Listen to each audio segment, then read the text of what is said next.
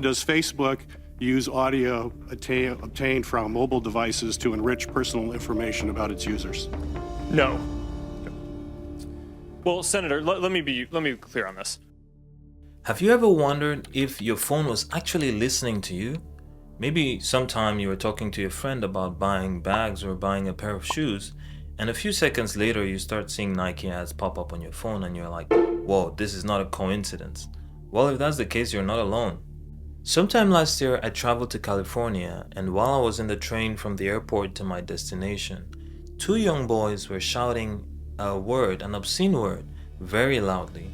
And a few seconds later, I turned on my phone and I was on YouTube and I started seeing ads regarding that topic, and I was like, whoa, this is definitely not a coincidence. Because I had never looked up that topic before, I had never searched anything like that before. So I got a little worried because I was wondering whether my phone was actually listening to what those boys were saying. So this caused me to do a little bit of research on this matter just to see if my phone was actually listening to me. To know what I found out, keep watching. And while you're at it, hit the like and subscribe button for more. So let's explain a few concepts to understand this better. So natural language processing, what is that? Natural language processing is basically creating computer models that can understand human language better. For example, if we have things like Siri and Alexa or the Google Voice Assistant, these can understand human, language. For example, if I say, "Hey Siri," yeah, you hear that. So, like Siri just heard basically what I said, but how did that really happen? So let's read a little bit up on what Apple has to say about how Siri works. It says the Hey Siri feature allows users to invoke Siri hands-free. A very small speech recognizer runs all the time. So it says it runs all the time and listens for just those two words. And when it detects Hey Siri, the rest of Siri parses the following speech as a command or query. So yeah, that's it. That's how it works. It just basically listens the whole time. So right now, even if I don't say, hey, SIRI, because I don't want it to answer, even if I don't say that, it's still going to be running. So there's a microphone that is running all the time, trying to listen to whether I'm actually going to say those words.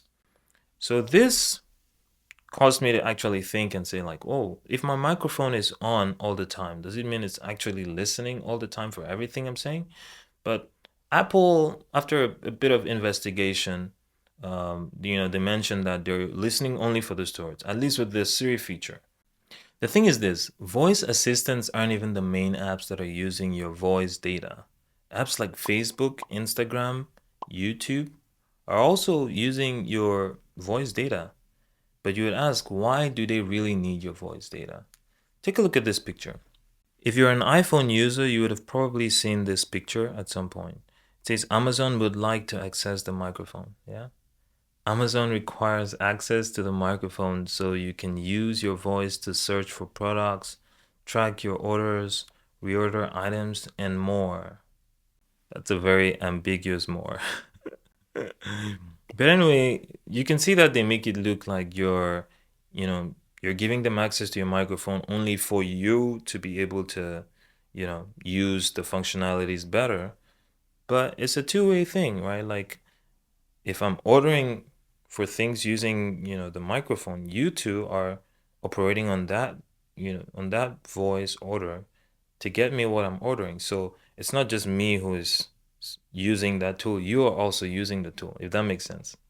And these are the type of things that make people to be very skeptical about, these companies, because they don't really give you full information. They give you partial information with many things. One major instance where the ethical nature of how companies use people's data was questioned was during the Facebook Cambridge Analytica scandal that happened a few years ago. Listen to what Mark Zuckerberg responded when he was asked about it. Yes or no, does Facebook use audio obtained from mobile devices to enrich personal information about its users? No. Good. Well, Senator, let me be clear on this. I mean, so you're talking about this conspiracy theory that gets passed around that we listen to what's going on your microphone and use that for ads. Right. We don't do that. To be clear, we do allow people to take videos on their devices and share those. And of course, videos also have audio. So we do, while you're taking a video, record that and use that to make the service better by making sure that your videos have audio. But I mean, that I think is pretty clear, but I just wanted to make sure I was exhaustive there. Oh my goodness. So, well, I guess you heard it, but he's saying here that, oh, we don't record your voice, but we record it when you have a video conversation just to make sure that the video has audio. Well, that's kind of hard to believe, to be honest. But let's take him at his word. Let's look into another response that Facebook gave about. This was a statement that Facebook gave about whether they listen to people's conversations. And here it says, are Facebook and Instagram listening to your conversations? And this is from the Facebook website. And they said, no, we understand that sometimes ads can be so specific. It seems like we must be listening to your conversations through your microphone. But we're not. We only use your microphone if you've given us permission and are actively using a feature that requires the microphone. So they're saying we only use your microphone if you've given us permission to do that. So first thing you got to check is if you've given them permission to do that, and probably you have. And if you're using a feature that requires you to have the microphone on. But they have not said that they're not using that information that they get from your microphone for ads. So it's possible that you could be making a phone call on Facebook, and it needs your microphone to work. But they haven't said they're not using that information for ads. They're just saying that we're not using it if you're not using the app to make a phone call. So that's a little shady. And this is the ambiguity I'm talking about, where, these companies, they give that information, but it's very ambiguous. That makes people to think like they must be doing something behind the scenes.